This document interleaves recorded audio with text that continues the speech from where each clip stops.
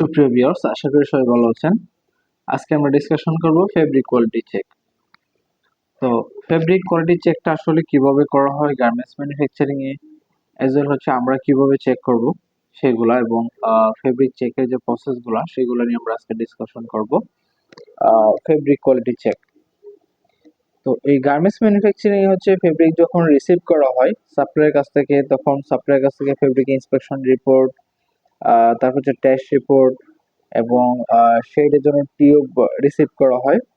তারপর হচ্ছে fabric receive করার পর সেগুলো কোয়ারেন্টাইন জোনে রাখা হয়। কোয়ারেন্টাইন জোন থেকে ওয়েটিং ফর ইন্সপেকশন জোনে নিয়ে যাওয়া হয়, এবং ওয়েটিং ফর ইন্সপেকশন জোন থেকে হচ্ছে ফেব্রিক ইন্সপেকশন করা হয়। এবং ফেব্রিক ইন্সপেকশন করার জন্য অনেকগুলো প্রসিডিউর রয়েছে, যেমন 4 পয়েন্ট সিস্টেম, 10 পয়েন্ট সিস্টেম, ডেলার সিস্টেম, 78 সিস্টেমস। সো এই চারটা সিস্টেমের মধ্যে সবচেয়ে বেশি 4 পয়েন্ট সিস্টেমটা ইউজ করা হয় ফেব্রিকের কোয়ালিটি চেক দেওয়ার জন্য। সো এই 4 পয়েন্ট সিস্টেমটা যদি আমরা একটু অ্যানালাইসিস করি, এবং তার আগে আরেকটু কিছু কয়েকটা বিষয় আমি এনশিওর করে নিই যে আমরা যখন ফেব্রিক ইন্সপেকশন করব তার আগে যে স্ট্যান্ডার্ড ফেব্রিক ইন্সপেকশন যে প্রসিজারগুলো একটু কথা বলি। যে ফেব্রিক ইন্সপেকশনের সময় মেশিনের স্পিড হতে হবে 15 মিটার পার ইয়ার্স, 15 মধ্যে থাকতে হবে। এবং হচ্ছে ফেব্রিকটা চেক করার সময় অবশ্যই ফেব্রিকের সোয়াস বা শেড ব্যান্ড বা শেড ল্যাব ডিপ রাখতে হবে সাথে। এবং ফেব্রিক ইন্সপেকশন স্টেজে হচ্ছে তাকে আরো কিছু এডিশনাল বিষয় রাখতে হয়, সিজা রাখতে হয় যে হেড কাটিং এর জন্য, এবং side to side shade variation check দেওয়ার জন্য। এবং ফেব্রিক ইন্সপেকশন শুরু করার সময় অবশ্যই ফেব্রিক ইন্সপেকশন মেশিনটা 45 ডিগ্রি অ্যাঙ্গেলে থাকতে হবে, এবং 2 ঘন্টা পর হচ্ছে ফেব্রিক ইন্সপেক্টর চেঞ্জ হতে হবে প্রপারলি ফেব্রিক ইন্সপেকশন করার জন্য। এবং ফেব্রিক ইন্সপেকশনের যেগুলো দেখা হয় any kinds of fabric fault এবং শেড, এই দুইটা জিনিসই কিন্তু দেখা হয়। সো ফেব্রিক ফল্টস গুলো হচ্ছে যদি 4 পয়েন্ট সিস্টেমের কথা বলি তাহলে 4 পয়েন্ট সিস্টেমে ফেব্রিক ফল্টস গুলো কাউন্ট করা হয়। যেমন 0 থেকে যদি 3 ইঞ্চির মধ্যে কোনো ফল্ট থাকে তাহলে 1 পয়েন্ট, আবার 3 ইঞ্চির থেকে 6 ইঞ্চির মধ্যে কোনো ফল্ট থাকলে 2 পয়েন্ট, 6 থেকে 9 ইঞ্চির মধ্যে কোনো ফল্ট থাকলে 3 পয়েন্ট, আবার যদি 9 ইঞ্চির চেয়ে বেশি হয়ে যায় তাহলে হচ্ছে 4 পয়েন্ট।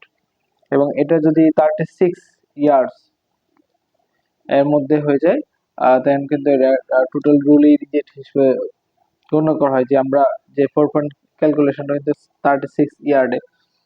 তো সেই হিসেবে আমরা হচ্ছে 4 পয়েন্টে ক্যালকুলেশন করা, এবং 4 পয়েন্ট ক্যালকুলেশনের জন্য একটা সূত্র ইউজ করা হয়। এবং সেই সূত্র হচ্ছে টোটাল পয়েন্ট গুণ হচ্ছে 36 ভাগ হচ্ছে total body length, total body with গুণ হচ্ছে 100। এই ফর্মুলাটা ইউজ করা হয়। এবং মেইনলি যখন একটা ফেব্রিকে যা কিছু any kinds of fabric fault, এবং ফলের ক্ষেত্রে হচ্ছে কিছু কাস্টমাইজ ডেভিয়েশন থাকে, যেমন যদি এটা 0 হয়, মানে হোলটা যদি 1 ইঞ্চির নিচে হয় তাহলে 2, এবং 1 ইঞ্চি যদি বড় হয় তাহলে 4 পয়েন্ট। আবার অনেক কাস্টমার হচ্ছে হোল হইলেই 4 পয়েন্ট কাউন্ট করে। সো এটা হচ্ছে স্ট্যান্ডার্ড ফেব্রিক কোয়ালিটি চেকের procedure. Standard fabric quality check করার মেন যে বিষয়গুলো দেখা হয়, যেটা বললাম যে শেড প্লাস হচ্ছে any kinds of fabric fault. এটা হতে পারে পুলিয়ান, হতে পারে বেরে, হতে পারে নট, হতে পারে মিসিং ইয়ার, হতে পারে mispick. So any kinds of shade division হতে পারে রানিং শেড, হতে পারে running spot.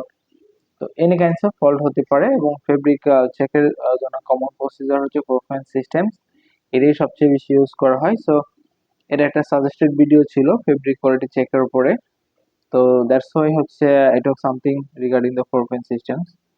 So 4 point system count any fabric faults 0 to 3, 1 point, and 3 to 6, 2 point, and 6 to 9, 3 point, and 9 up 4 point count, এবং 4 point counts as well.